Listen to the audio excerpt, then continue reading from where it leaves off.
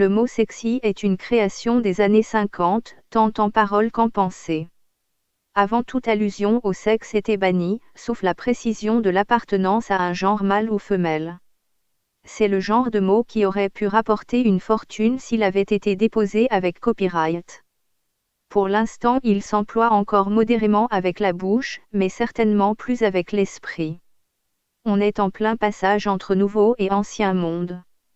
Cela peut s'appliquer à la mode bien entendu, mais encore plus à la société. Dans la plupart des pays occidentaux, on vit une ère prospère sous forme de consommation, on travaille pour acheter ce que l'on a produit, une part de cet argent étant consacrée au superflu. Pendant des siècles, la société se divisait plus ou moins entre une petite partie de riches et une grande partie de pauvres. Maintenant, on voit l'émergence d'une nouvelle catégorie, la classe moyenne. Elle n'est ni riche, ni pauvre, la lutte des classes se poursuit également en son sein. C'est à celui ou celle qui aura une plus belle bagnole que son voisin ou une plus belle robe que sa voisine. La frime est de bon ton, surtout auprès des adolescents qu'on considère comme une nouvelle clientèle potentielle d'acheteurs. Le raisonnement est assez juste, dans la famille les enfants sont souvent les plus nombreux, les plus potentiellement acheteurs de futilité, à condition qu'on leur propose ce qui peut les intéresser. Le créneau se situe entre ce qu'ils aiment et ce que la bourse des parents peut leur offrir. Ceux qui ont vécu cette époque se rappelleront très bien en quoi consistait cette petit trésor à bon marché.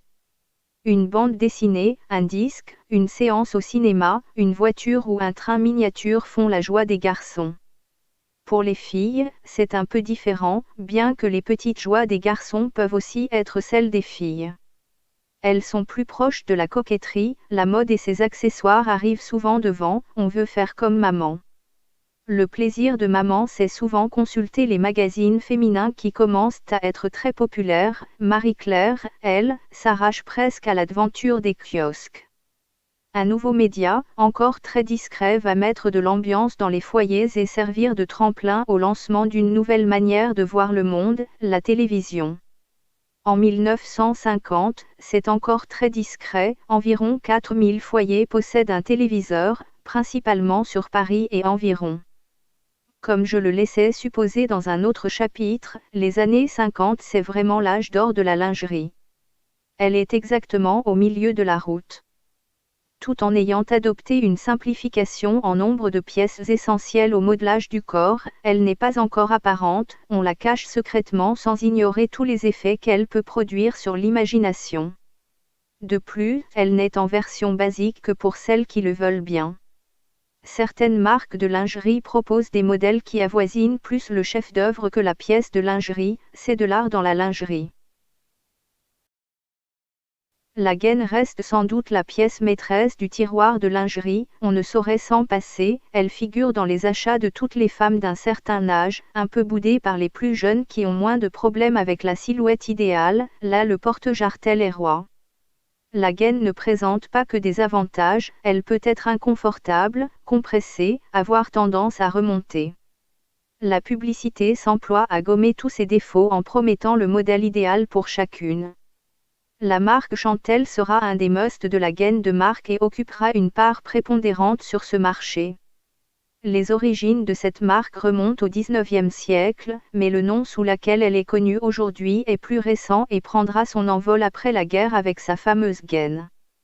Évidemment d'autres marques sont présentes sur le marché, Barbara, Le Jabi, Christian Dior plus axé sur le luxe et surtout ses bas griffés. Il sera aussi un des seuls dans les années 70 à fabriquer encore des porte-jartelles. La jarretelle, justement, figure par défaut sur pratiquement toutes les gaines vendues à l'époque.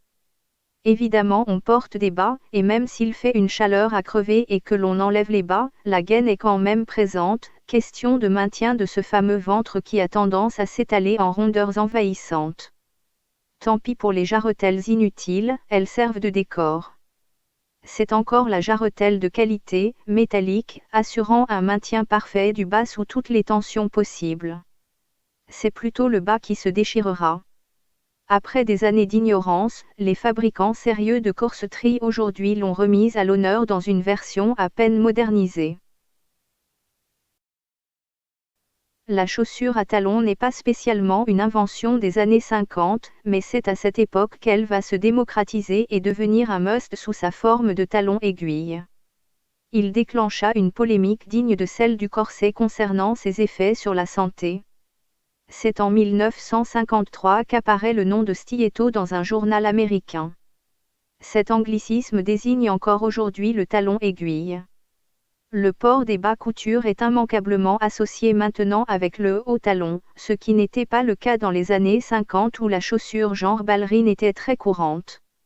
Dans un prochain chapitre, nous parlerons de la seconde moitié des années 1950, qui aura ses petites révolutions tant dans la manière de s'habiller que celle de vivre.